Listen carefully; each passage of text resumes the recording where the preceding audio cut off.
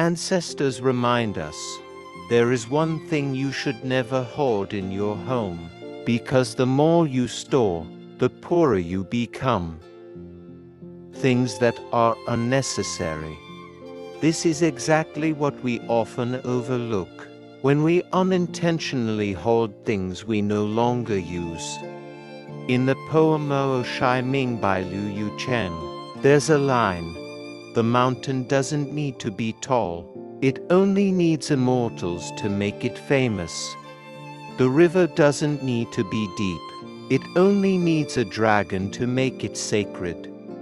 This emphasizes that value isn't found in material wealth but in the spirit and essence inside. Similarly, unnecessary items just take up space, weigh down our minds with worrying, and make life feel suffocating and confined. The writer Thoreau, in Walden, wrote, "I am ready to dive deep into life, to live a firm and simple life," reflecting a simple living philosophy, demonstrating that true wealth lies within, not in material possessions.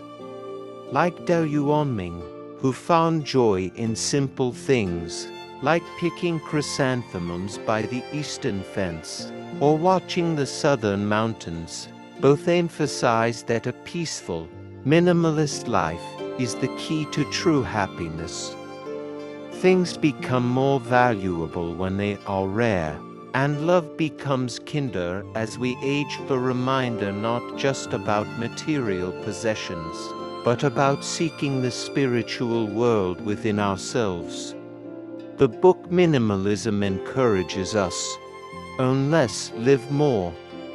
This philosophy also aligns with Confucius' teaching, eat frugally and drink water, bend your arms and knees, and enjoy it. By letting go of material things, we find peace in a chaotic world. Throughout history, from poetry, proverbs to modern literature, all have encouraged us to reduce useless things, not only to make our spaces tidier but also to purify our souls.